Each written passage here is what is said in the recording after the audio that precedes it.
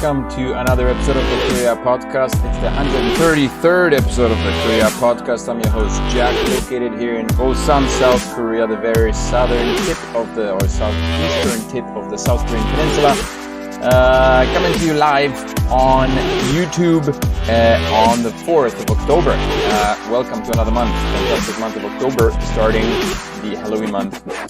The Korea Podcast is a podcast on which I talk about anything and everything related to living and working in South Korea.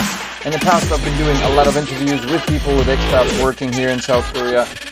Recently, not so much luck with finding interviewees. But I hope that's going to change sometime soon in the near future. In the meantime, I talk about Korean news, stuff that's happening in South Korea, and of course, the news pertaining to cryptocurrencies in South Korea. Let me just check. In South Korea. Yeah, sounds good. Sounds good. Radio.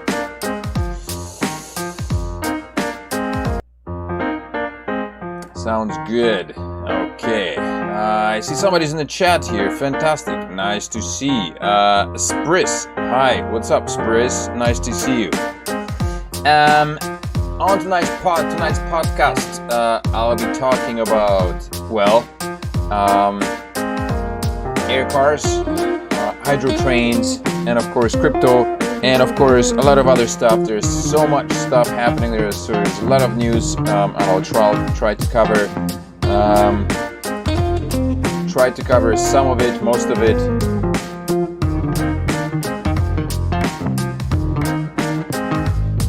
Hey Ben, welcome. 만나서 반갑습니다. 방송 잘 보고 있어요. Fantastic, Breeze. Hope you enjoy it. If you do have any questions in the meantime while the podcast is rolling, make sure do not hesitate to ask. I hope everybody had a good slide into the month of September, man. It's been a good one. This weekend was fantastic. I hope everybody enjoyed the 3 days of extended holidays. I sure did. Although, to be honest, man, it just didn't... It feels short. Too short. Too bloody short. Nonetheless, what do we got? We're going to start off with news from around the peninsula. Things related to, the usual suspects. Moderna vaccines manufactured by Samsung Biologics may be supplied as early as October. And I guess that's probably the reason why I think in the next article says that anybody's going to be able to walk in. While up until recently, people were required to make appointments and this and that, but apparently that's going to change pretty soon. You'll just be able to waltz into any hospital and get yourself jabbed with a inoculation. South Korean pharmaceutical company Samsung Biologics. See, Samsung is dipping its fingers into everything, man. Phones, smart this, smart that. How do I close this silly thing? Okay. And now pharmaceuticals, because why the heck not? A lot of money being made in pharmaceuticals, right? Is forecast to start supplying its manufactured Moderna COVID-19 vaccines to the nation as early as October. While Moderna's COVID-19 vaccines manufactured overseas are approved once manufactured in the country, will need separate permission for use by the Ministry of Food and Drug Safety. So we don't even know if these are going to be, if they'll fulfill the standard requirements for, for usage. So I guess that's going to be, we're going to have to wait to see what's going to happen to that.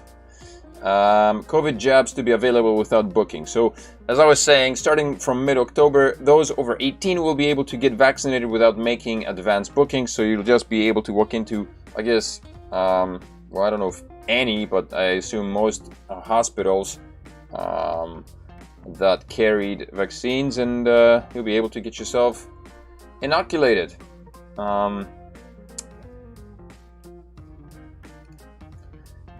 Yeah, there you go. This is a cool, nifty little thing. I don't know if you're familiar. Genesis, if you like cars, I love Genesis. Are a nice car, man. I've been eyeing these suckers for a long time, and they're beautiful. But the Hyundai's luxury brand Genesis unveiled its all-electric GV60 sport utility vehicle on Thursday ahead of the start of pre-ex orders next week. The automaker intends for its entire line to consist of electric vehicles by 2030.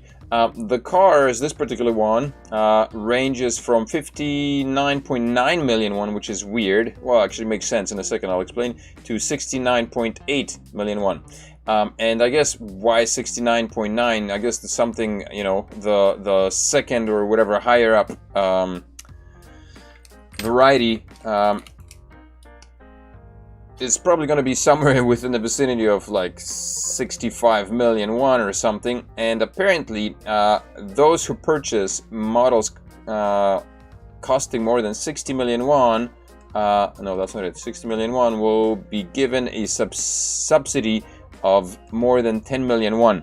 Basically, if you purchase a car, an electric car in South Korea, you will be eligible for a subsidy, for a government subsidy of around 10 million won or more, depending, I guess, on where you live.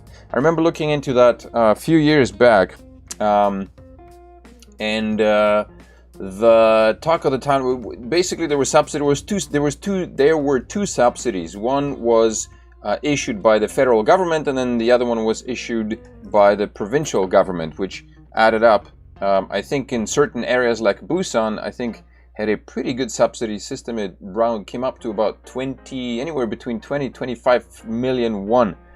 So you know, purchasing a vehicle for 60 million won and receiving a 20 million or even 15 million subsidy means that you're getting that car for 45 grand or 45 million, which is a pretty sweet deal. And seeing how these cars are, man, they look good, and I assume the electric ones are going to be just as sweet. You know, if you are considering purchasing a new car, then this may be it, man. That's something I would like to, because my old beater is done. Ew, I forgot. Damn, I forgot about my block. Just a sec, I gotta. Let's see, our goofy parking pics, man. Goofy parking pics. All right, here we go. Okay, here's a winner. Winner, chicken dinner.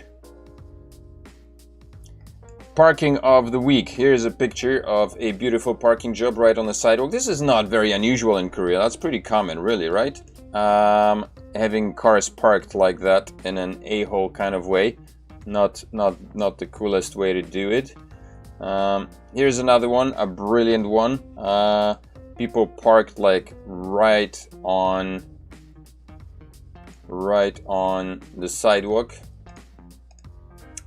A second. Let me just fix this up a little bit. I feel like I'm disclosing a little too much for certain comforts.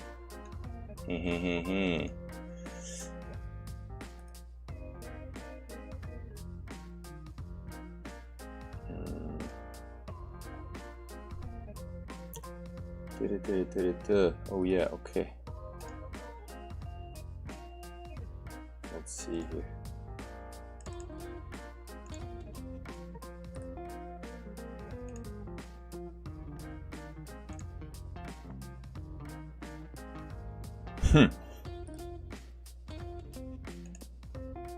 Sorry, I totally forgot about this this segment that I was. Oh my lord, I'm just going through the pictures here, man. There's some doozies here, and surprisingly, people just dumped a bunch of them last minute. There was nothing all week. I was checking the failed parking South Korea group for any pictures, and there was nothing. And then today, like literally 3 hours ago, yesterday, yeah, there's just the group got bombarded with freaking mayhem. So yeah, just scooping them up quickly into save zone. Oh yeah. These are great. Man, oh man. Okay. How many we got there? 1, 2, 3, 4, 5, 6, 7, 8, 9, 10. Okay. We got 10. Fantastic. Alrighty. Sweet. Sweet, sweet, sweet, sweet, sweet. Here we go. Here we go. Here we go. Here we go, yo. So what's the scenario? Okay. Here we go. Here we go. Alrighty. Ben says Ulsan is terrible for that, man. Sorry, I missed some spin. I clicked like and subscribe. Thank you for the information. Yo, Spriz, thanks, man. Much appreciated. Make sure to hit the bell all button as well. Then you'll get notified by YouTube every time I post a video or the podcast goes live, so you don't miss any. Share the love, man. Thanks a lot. Mega. What's Mega? The parking jobs. Ulsan is terrible for that, man. I have seen some first-class parking. Yeah. So here is a beautiful one. That's a doozy. Not only is he parked in a handicap parking spot, he's like slap in the middle. You know, making sure that both of them are gone, taken up. Here's one. I hate when people do that. So like this car parked here, I guess maybe they should have blocked that freaking license plate. Let's see. Bing.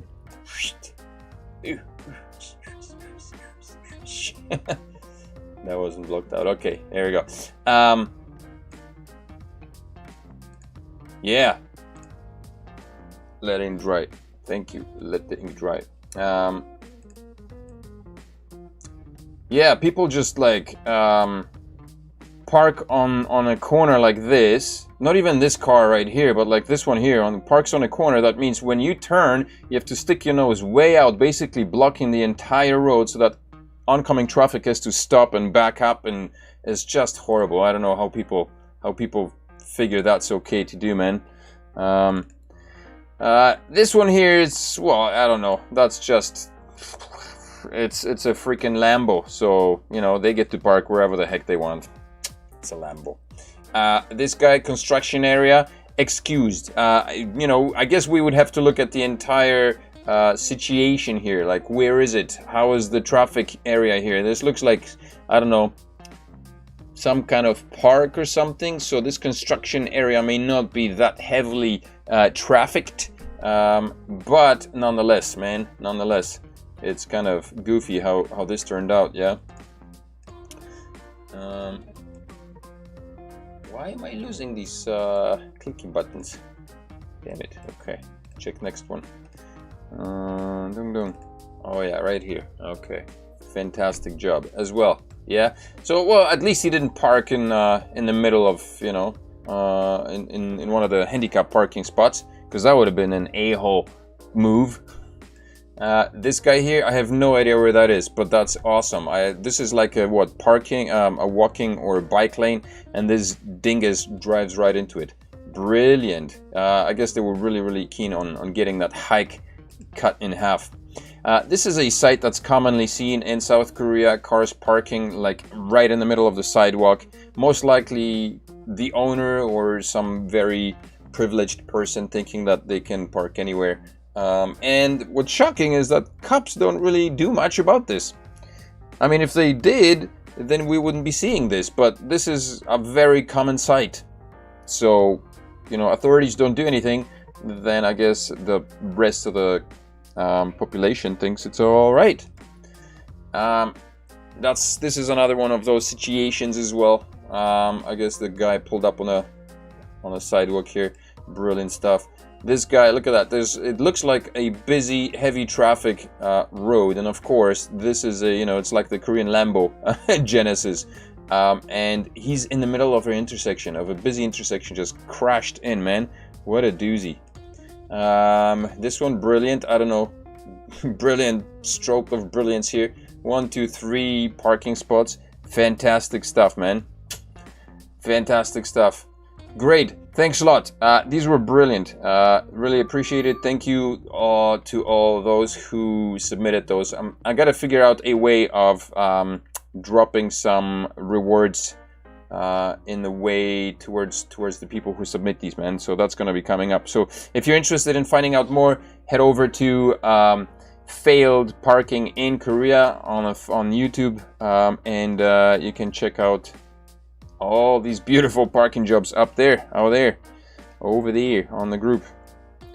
I remember Ben says, I remember almost getting hit by the owner of the school I first worked at. First day at work, walking down the pavement, and the Wangjangnim parks in front of the entrance of the school building. Yeah, very thoughtful, right? Just, I don't know, some people, man, some people. Okay, a little bit of politics here. South Korea, I don't know if you guys heard of the fake news bill that was talked of. It's a big scandal going on, being talked about back and forth. But apparently this stuff is happening. So, right groups warned that a proposed new law would discourage the media from reporting critically on powerful people. So South Korea, President Moon Jae-in decided that it would be good to get rid of fake news, which is great, you know. Let's get rid of fake news. Only problem is, so this was like, I guess, you know, his idea was that it would be the last reform that he would take action on before he departed with his presidency. The only problem that he ran into and the people who were supposed to do it was that they have no idea how to go about getting rid of fake news, because what's fake and what isn't, right? So Seoul's President Moon Jae-in and his Democratic Party in South Korea have spent months vowing to stamp out what they have called fake news in the media, but lawmakers had to postpone the vote on a new bill this week when they encountered a problem. No one can agree on exactly how to do it. Not a very uncommon scenario in Korean politics either. You know, let's do it, but how? I don't know. Let's wing it. It's pretty common. So yeah, there you go. What's happening? Islamophobia. So last week I was talking about a mosque that was being built in Daegu, and I don't know exactly when it started, the mosque building, but apparently this is a kind of summary of an interview with Munir Ahmad, 47, who has run Islamic Book Center in Yongsan, Seoul, and has rarely experienced hatred or discrimination because of his religion or religious clothing in his 20 years in South Korea. But I guess more recently it's changed. Islamophobia is something that's happening. When looking more closely, however, Koreans generally exposed to Christian-dominated American media and culture still have a psychological bias against Islam widely followed in the Middle East. Clearly, the most potent images of Arab and Islam for Koreans are terrorism, war, conflict, and danger. Korea is, you know, in that aspect, Korea is not that different from Western societies, really. Yes, obviously it's Korea and it's got its Koreanness, but in terms of the pop culture that's infiltrating the Korean culture, you know, there's a lot.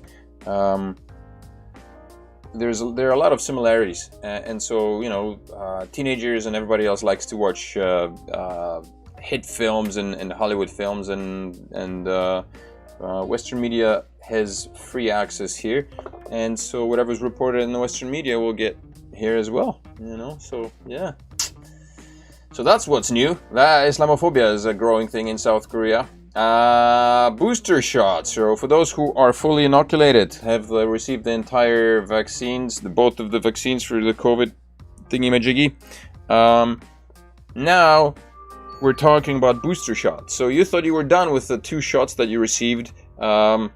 My friend, you are not, because apparently now you're gonna have to be lining. Well, I don't know, but I assume that if you already have 2, you figured, you know, you might as well get the 3rd one, a booster shot, because because there's more stuff there. There's the Delta variant and the Celta and the Gelta and Helta Skelta. So I assume that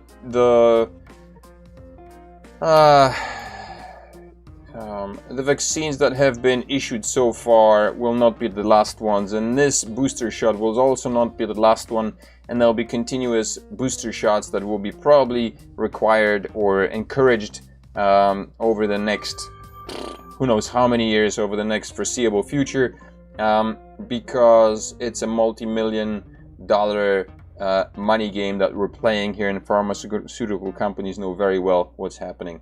So, but yeah, and people who have been vaccinated with both, they will most likely get the third one because, well, yeah, because you might as well. And I wish I had organized them better, these. Oh, this is what I wanted to include next. Yes, that would make sense, right? Chronologically. Where did that go? Okay, too far. 0.6% of people fail to get second COVID-19 vaccine shots because I guess there is a small percentage of people who have experienced severe side effects from the vaccines, and a lot of them, 0.6%, who have experienced severe side effects after the first shot decided that it's not worth it getting the second one, and so they're not. As Korea tries to reach its target vaccination rate of 70% by October, some people who received their first doses are giving up on getting their second shots, thus failing to achieve full vaccination. And you know what's going to happen after that? Meanwhile, 52.5% of Korea's population is fully vaccinated, and 77.3% received their first shots as of Saturday. Well, so we're waiting. So we're waiting for the 51.9%, I guess, for the people. Oh no, yeah, 51.9% of people to receive their remainder vaccinations. Then we'll be at 77.3. We're still in good condition, I think, here so far. Yeah. KEPCO to up electricity rate for first time in 8 years amid rising costs. So we'll be paying more for electricity, yeah? The Korea Electric Power Corporation in South Korea's state-run utility firm announced Thursday it plans to raise the electricity rate in the fourth quarter of 2021 to reflect the hike in the global price of resources. KEPCO said it plans to terminate the discount of 3,001 per kilowatt hour, which has been applied since the first quarter in October, effectively raising costs for households. Under the new rates, an average 4-member household is expected to pay 1,051 extra every month. Not a big of a dent, unless you are a mad scientist and you've got a meth cooking lab in the back somewhere. I don't know, or you got hydroponics. Then that could be a problem, electrical problem. Have you guys been following the Squid Game? I don't know, but apparently, ooh, yeah, there's another thing that I wanted to share. I'm gonna have to dig that up here. Squid Game cast to appear on Jimmy Fallon's show, man. I've managed to watch 5 of them. 5 so far. I haven't seen the entire thing, but the Squid Game is making its rounds, man. Actors of Squid Game are scheduled to appear on popular US late-night show The Tonight Show, starring Jimmy Fallon, in a special interview with the show's host. According to Netflix, the 4 actors Lee Jung-ji, Park Hae-so, Jung Ho-jeon, and Wee Ha-jun will join the late-night show online for an episode that will be recorded Tuesday. The show is set to air the following day in the USA. Let me just find quickly the thing that I... darn it. I wonder if I can. I found a very good summary of why...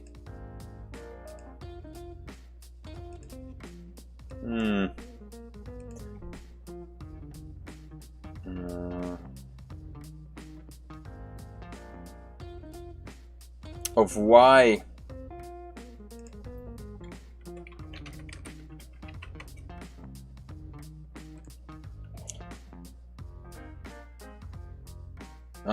there we go. Okay. Of why Squid Game is such a popular show. Let me just read it to you. Let me enlighten you, because it's a well-written piece. Just gotta make sure that it's visible. Is it visible? Can you see it? Okay. After staying up all night to watch the entire Netflix series, Squid Game is one sitting. In one sitting, I may finally understand why it's become such a global hit. A deeply unequal society where the debt-ridden underclass gambles their lives away for a financial jackpot could be a description for any number of countries, not just Korea, in this new Gilded Age. But some details in the show are distinctly Korean, like a South Asian migrant worker owed months of back wages by a callous Korean boss, a familiar tale in local media. A struggling North Korean defector, a frequent target of discrimination as a group, and a factory worker forced into early retirement 10 years ago and down on his luck after opening 2 eateries that fail, a common scenario following the 1997-98 Asian financial crisis. The time of this last character, Song Gi-hun's financial automotive company employer Dragon Motors is even an unambiguous reference to the very real South Korean firm Ssangyong Double Dragon Motors, which underwent restructuring 12 years ago and shed some 2,600 jobs. But the most Korean aspect of the show, at least in my view, is the use of personal debt as a plot device. Few foreign media seem to pick up on what beat, as Korean call a loan, signifies in a Korean context, and why some might risk death to pay it back. The character Song's situation illustrates the harsh reality. On paper, he owes 70 million Korean won to loan sharks who make him sign away his body as a collateral for organ harvesting. But later, we hear that he in fact owes 160 million Korean won, more than double the principal. Korean viewers can easily guess why. It's not unheard of that private lenders apply illegally high interest rates as much as 300%. Some 400,000 South Koreans are said to be in thrall to loan sharks because they don't qualify to borrow from legitimate financial institutions. Korea is a heavily indebted society, not because it's so easy to take out a credit. Interest rates for borrowing are high, even at the 4 major retail banks. More than 4% is considered unusual, though with a home as collateral, the rate may fall below 3% if one has no other outstanding loan. In comparison, German banks are currently offering something between 0.6 and 2% depending on the borrower. When banks turn one away, borrowing may still be possible at the so-called secondary banking establishments, credit unions and insurance companies, where one can expect rates between 7 and 20%, which is massive. That's huge. High but legal. Credit card loans, usual in Korea, accrue around 13% in interest. Many who no longer borrow from or have no money to pay back these legitimate institutions turn to private lenders, KR Saje Opja, loan sharks, who provide short-term respite but end up inflating the debt manifold through exorbitant triple-digit rates. Since the practice operates outside the law to begin with, as of this year, 20% is the highest interest rate allowed by regulators. Such lenders also have no qualms about resorting to shady means for recovering their money. The players of Squid Game fit this profile of desperate borrowers trapped in debt bondage. Korea looks rich, but its debt crisis worsening, and the show is keen to depict it. In one scene, a TV blasts a news report about the growing household debt. It is increasing at the second fastest speed in the world, reads the caption, but the actual problem in real life is even dearer. Korean households' debt is now equal to the country's annual GDP. In Germany and the US, the household debt to GDP ratio is 0.59 and 0.8 respectively, I read. I wasn't given to thinking much about it until a Korean friend confessed to me last year that he was living precariously from a paycheck to a paycheck. I was shocked. He is a normal office worker at a well-known company. He doesn't strike anyone as extravagant. He has an apartment and a car. He travels sometimes with his wife and children. It's all paid for by loans, I am telling you, he shrugged. We just have no money. Naturally, he also cannot pay it back in full and is using yet more loans to meet only the most urgent payments obligations. The Bank of Korea is warning that all the real estate purchases, stock investment, and cryptocurrency acquisitions in recent years have fueled the debt crisis even more. People are borrowing money to invest and shop and buy apartments they cannot afford. This is fine as long as asset prices stay high.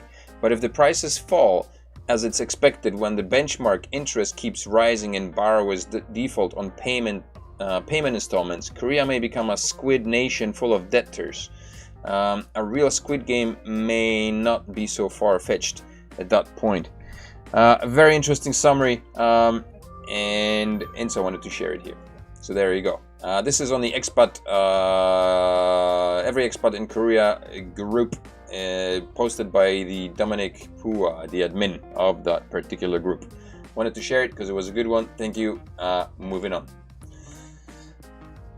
What I got? Major conglomerates join hands to energize Korea's hydrogen economy. So there's lots happening, man, in the tech world here in Korea. Hydrogen, I think, is going to take over the world, take over Korea. Major conglomerates agreed Wednesday to cooperate in developing a nationwide hydrogen ecosystem during the H2 Mobility energy show held at the Kintex in Goyang, Gyeonggi province.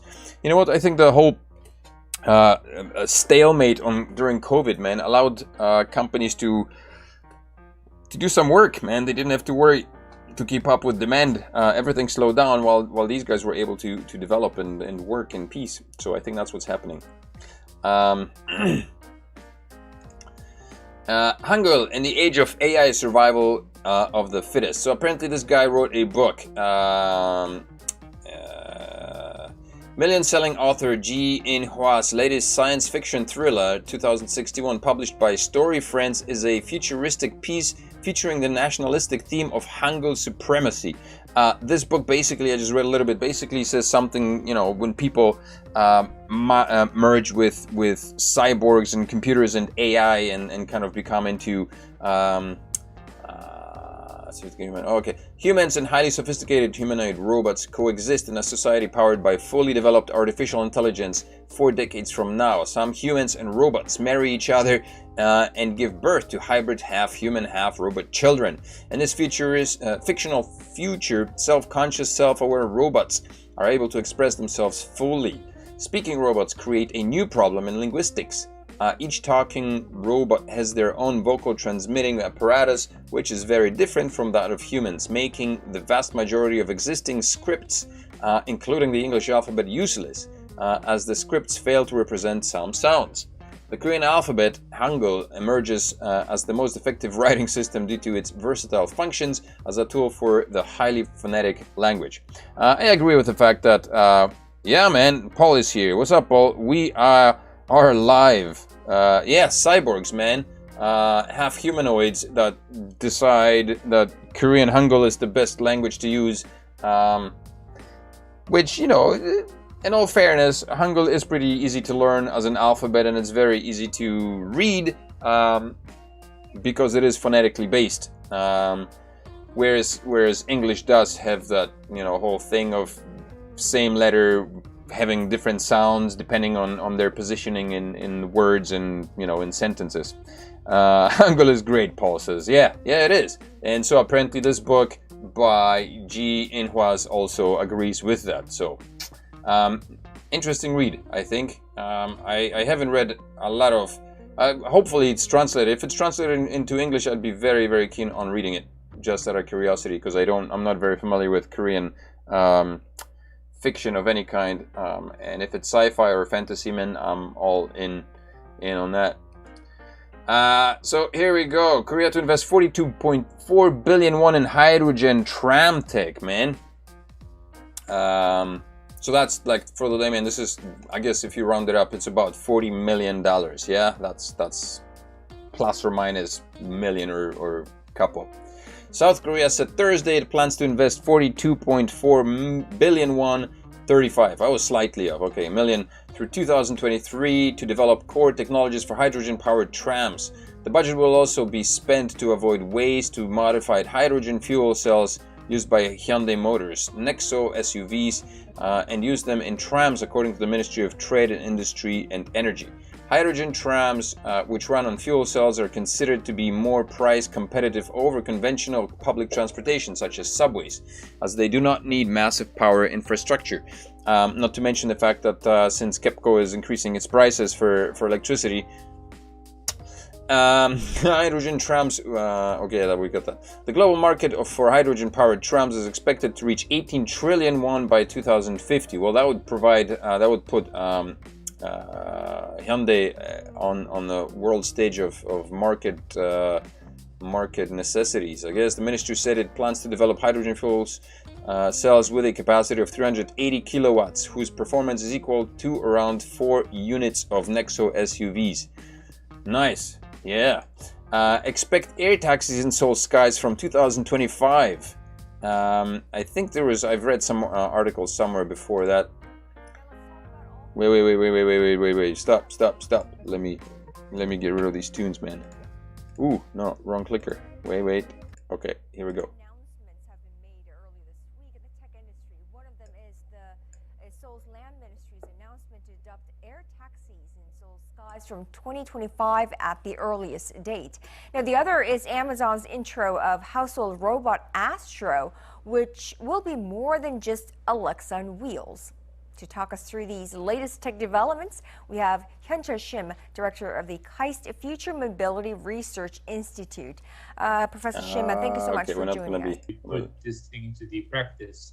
So the regulation side, we need to have a complete set of the rules and regulations to allow the aircraft to introduce in our sky. So that honestly, 2025, I think they are talking about the initial testing. If you really think about the physical airplane, actually that's my airplane. Wicked. So the world is changing. Like, you know, I guess what point this kind of brings up is that we are moving towards a different future. A future that will have flying taxis, hydro-powered trams, AI, robots banging with humans, humanoids banging robots, robots banging humanoids, and humans all together, wild orgies of semi-replicas, and all that will be powered by the blockchain, my friends. Oh yes. How Denmark ended COVID-19 restrictions early. Man, next time I gotta really segregate these into different areas, man, because I'm all over the place. I'll be better organized next week. By the way, next week is also a long weekend. Don't forget, next week also a holiday on a Monday. Yes, very good. Denmark is one of the first countries in the world to lift all COVID-19 restrictions. As of September 10th, the country concluded that COVID-19 is no longer a critical threat to society due to the country's high level of vaccinations. Denmark officially shut down on March 11, 2020. On September 10, exactly 18 months later, Denmark declared COVID-19 an endemic disease, meaning it's not a critical disease for the society. Jacob Skarup Nielsen, CEO of Healthcare Denmark, said during the interview with the Korea Times, September 29th. There you go. Denmark said, we're done with that, moving on. Fantastic. And Pandora Papers expose leaders offshore millions. Big freaking surprise. The leaders that we know and trust have been stashing millions away, avoiding taxes. Yet, everybody else is taxed to death and punished, faces punitive measures for evading taxes. And so with that, we are coming to a point of transition from Korea news to crypto based out of Korea. Paul is here, Ben is here, Spris is here, and that's all we need. Thanks for joining, guys. Make sure to remember, smash up the like button, share the video. If you haven't subscribed yet, please do. Alrighty, crypto time, yo. Here we go. This is sticking out. That shouldn't be here. All right. Bitcoin has been doing. The crypto market's been doing well. It kind of dumped a little bit today, it dropped, but overall Bitcoin hit 48,000 and it kind of stabilized at there. Ethereum went up over $3,000 again. Binance coins bouncing back up. Cardano still struggling at 2.18. Solana at 168. The one coin that's been making rounds and burning a hole through the ceiling is Luna, man, at 48. Luna had a massive run of 31%, man. People's eyes are popping, and the reason for that, I think, I don't remember what the reasons are, to be honest, but there are some solid reasons. Luna news. Let me just check quickly here. Luna news. What's happening with the Luna? Oh, we're gonna get some.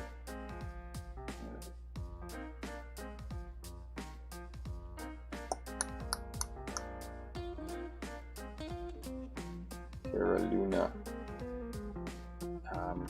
I don't remember what the reason is. I'm not even gonna look for it now, but there was a good one. Where is it? Overview right here. Yeah. Luna had a nice run. Look at that. Went from 30 cents late last year, early this year, all the way to 40 bucks. My God, the gains on that sucker. Man, congratulations to all those who held that sucker. But here is the bad news for South Korea. Luna Columbus 5 upgrade. Okay, maybe that's what we should be looking up. But bad news for South Korea. No deferral on taxation law. South Korea to tax crypto gains starting 2022. So apparently this was going on for months now. There was this uncertainty. What's happening? Yes, no, what? And the most recent news that I received was that it was certain that there was no taxation starting next year, and now, as the laws are getting stricter in South Korea, tax filings in the country will also include crypto earnings from January 1st, 2022, as per local reports. Earlier, South Korean authorities were mulling over postponing the tax code until January 1st, 2023. A member of the ruling Democratic Party had stated that the country needs to defer the taxation plans until a sufficiently prepared infrastructure is in place. However, a recent government meeting reportedly decided otherwise. The aspect of coin taxation is also a matter of difference of opinions between the political parties. The majority of the Democratic Party wanted to push the legislation for 2023, while the Ministry of Strategy and Finance opted for earlier implementation. An official quoted in the local report said there was an option that it is right to raise the tax first before creating a proper safeguard to protect them. Makes sense, man. Paul says the Columbus 5 upgrade, it is the backing of UST stablecoin, an algorithmic stablecoin that stands to benefit it if others get hit with regulations. Well, there you go. And so that's why everybody's getting on Luna. That's why it's pumping. Going forward, virtual assets will attract a 20% income tax on transfer gains, but it will exclude a minimum taxable amount of 2.5 million won, for example. We get it. So whatever gains you make, the 2.5 million won a year will be tax-free. And you're required to report these gains the following year. So basically, I think taxation will start January 2021, but you will not be expected to report these until January 2023, is what I understand. It is estimated that 3.8% of the country's population, which is over 1.9 million people, own crypto. The last survey estimated that the average South Korean trader invests more than $6,000 in the asset class, which is over the exemption limit of 2.5 million won. No kidding. I just hover the chats here. And this is why you never fully cash out. Only cash out gains. 2.5 million won is a joke. Yeah, it absolutely is a joke. And you mean this is why you never cash out? I never owned any Luna personally. So yeah, I kind of missed that train here. But yeah, 2.5 million won is a freaking joke. It absolutely is a joke, man.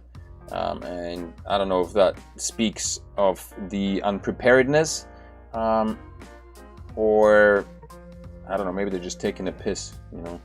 It's ridiculous. 2.5 million. What happened here? South Korea crypto exchange Upbit to begin ID verification. Others to follow suit. This is 4 days ago. South Korean authorities have managed to implement the new regulations regarding cryptocurrency exchanges in the country. This move resulted in 29 out of 66 exchanges shutting shop, following the deadline of September 24th. However, the big four exchanges Upbit, Big Thumb, Coin, and Corbit managed to meet the regulatory requirements and continue to function along with a few others.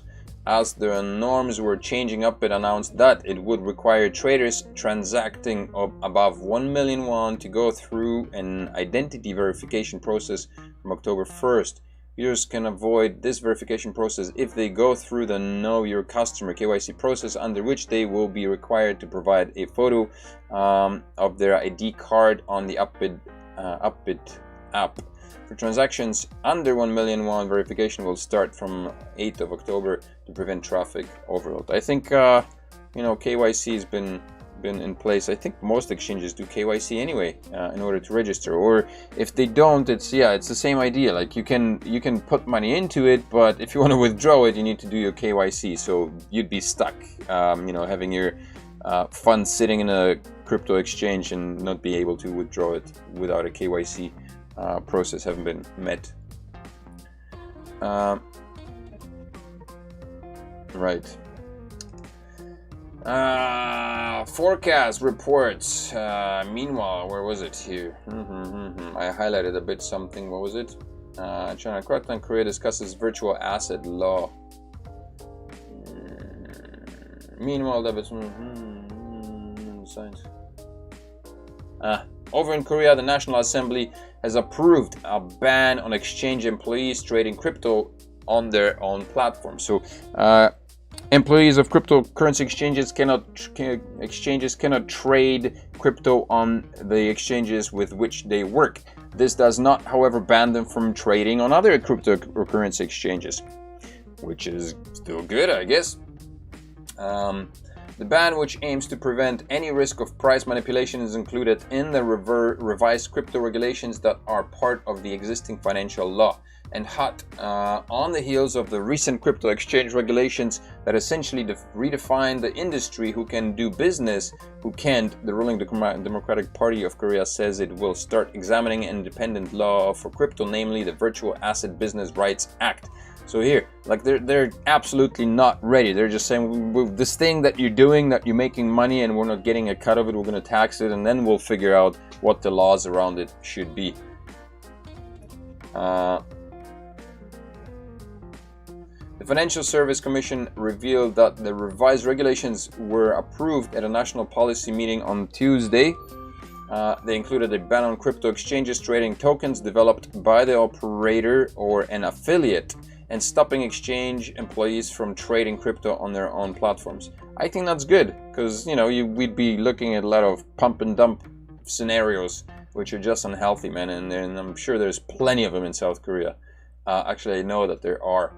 The FSC says this is necessary for investor protection and better transparency, adding that there was already a case last year where an operator manipulated the price of its virtual assets for profit. There you go. Exchanges are to set those limits within a month, or else they may be fined up to 100 million won, around $84,000.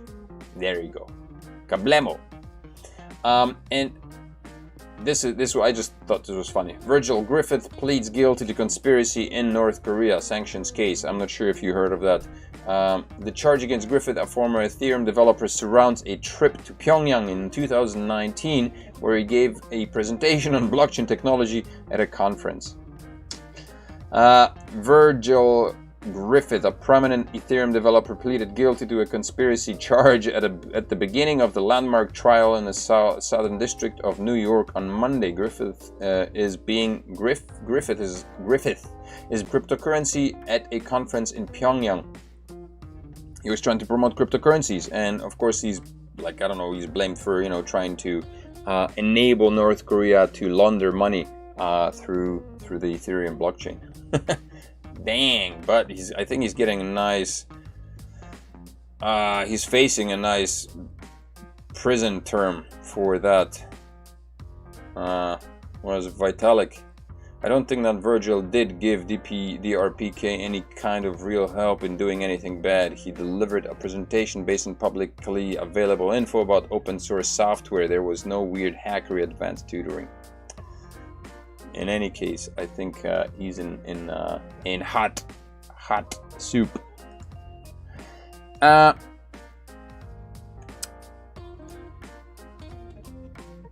Paul, joke. Every account I ever had in Korea has had KYC. Yeah, it's true. You can't open an account here in Korea without KYC. I don't know about other exchanges, yes, but in Korea I have no idea. I only ever opened one account with Corbit. I think my wife's got. I tried opening. No, I did have an account with Bithumb, but man, I opened it in the heyday and it was a nightmare to open with them. The website was just flaky. It wasn't working very well in English, as so many websites, didn't. I think now they're a little bit better, but still, even banks, you will have like your English version, and as soon as you click it, and you've got your like the English interface, and then you'll go into something more specific, and it just flips back to the Korean version, and you're stuck in a limbo. So I don't know about the other exchanges in South Korea, but yeah, from what I understand, it was never like Corbit always said KYC. No, not always, but it did implement KYC fairly early, like I would say 2 or 3 years ago. Corbit had a KYC requirement, real name requirement already in place.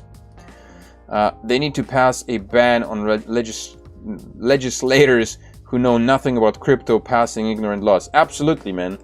Yeah, the whole thing with these guys is they're all in their 60s, and they come from privileged backgrounds. I think crypto is kind of like for the most part it's either the guys who were working in their mom's basement early on and got lucky riding the wave up, and then all the other people who the middle classes who are like trying, got a wind of it and are trying to make some profit.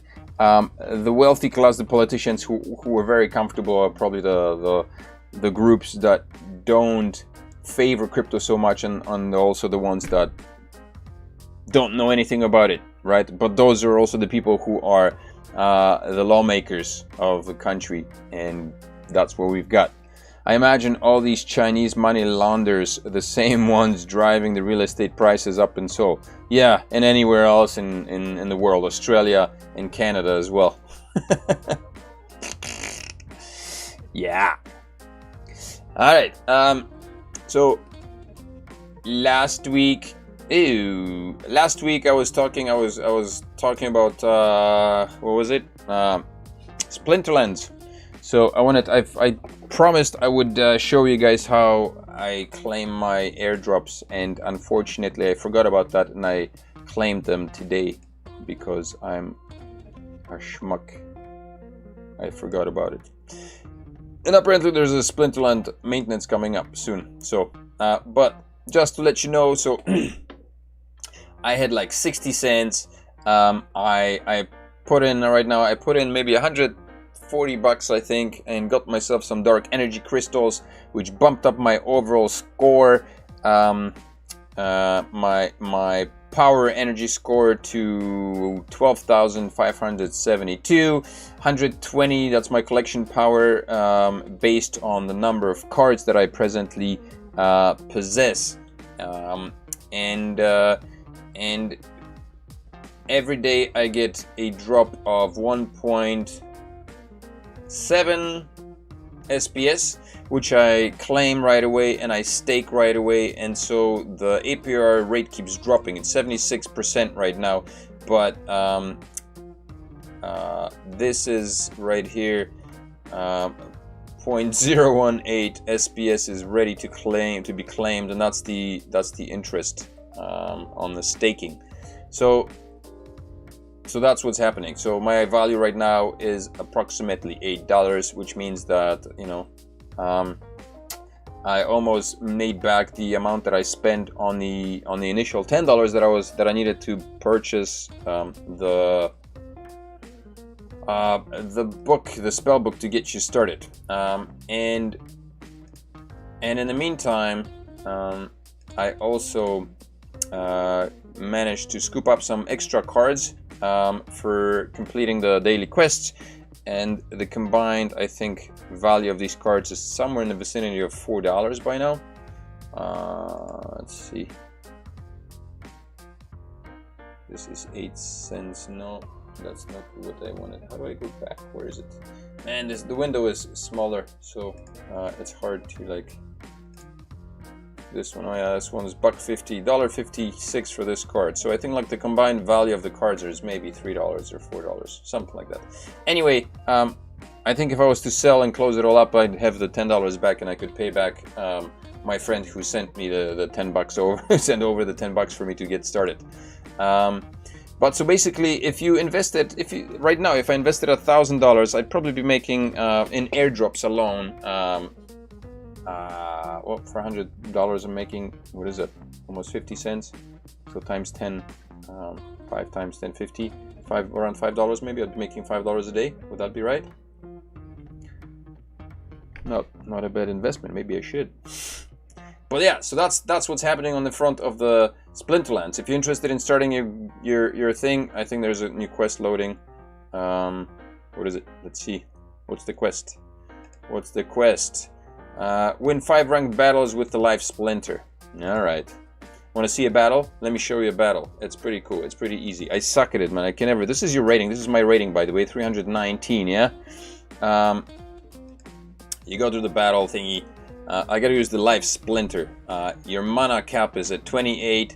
Right here are the card sets that the opponent was using. Here's your time duration during which you can assemble your cards, and since I have to use the life splinter, where's life splinter? The life splinter is made up of this old lady, Mother Kala, which gives you 1 extra life, and this dude Tyrus Palladium, which gives you 1 extra protection. We're gonna go with the lady, and then you gotta choose your cards here, and for this one, I think, man, it's hard to see.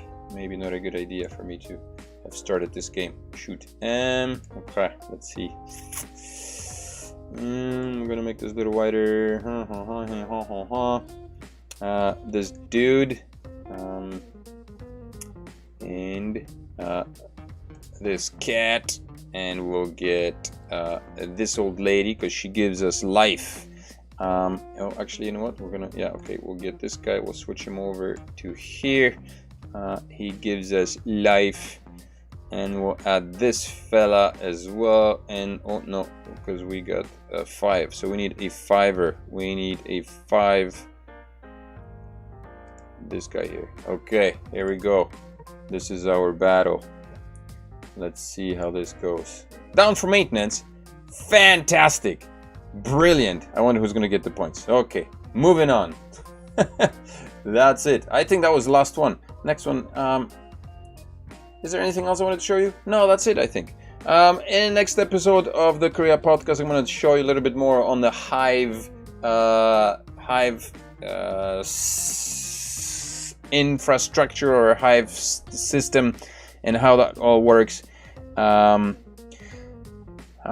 says, we need Ted Cruz to come here and give him a crypto lecture. I hear Portugal has some positive crypto laws. Yeah, I think a lot of countries in South Africa, a lot of countries in Africa are picking up the momentum. And Tanzania, I was just reading a post, I think somewhere, I don't remember, it was Twitter or somewhere, there was like 5 African countries, nations that were getting on board, and ADA brought in a huge chunk of those with it to the blockchain world, to the cryptocurrency world. So yeah, that's happening. Alrighty, 11 o'clock, man. We're gonna call it an evening. Thank you all for tuning in. Paul, Ben, who else was there? Spris. No idea who Spris is, but Spris is here. So Spris and Spris subscribed, most importantly. Thank you for that, Spris.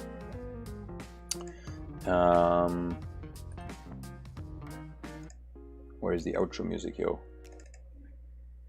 Yeah, proper outro. All right, so thank you guys for tuning in. Make sure to smash up the likes, subscribe to the channel if you haven't. If you're watching this video after the broadcast, well done, man. Make sure to come back next week for another episode of the Korea Podcast. It's going to be the 134th episode. It's going to be another long weekend next week, Monday. So enjoy your 4-day week, working week this week here in South Korea. And we'll see you next time on the next week. Yeah, Paul, glad you stopped by, man. Glad you managed to swing by and say what's up and shed some light on the Luna thing, man. Because, like I said, I'm not all clued in on the Luna. My friends have been talking about it, and I didn't bother looking up because it pains me, man. I'm a little jelly that I missed the boat. Anyway, alrighty. Thank you all for tuning in. Have a good week. Enjoy the 4 days of work day, like I said. We'll see you next time. Paul says every week is a 4-day week. No, it ain't. Not for everybody, man. Take care. See you next time. Bye-bye.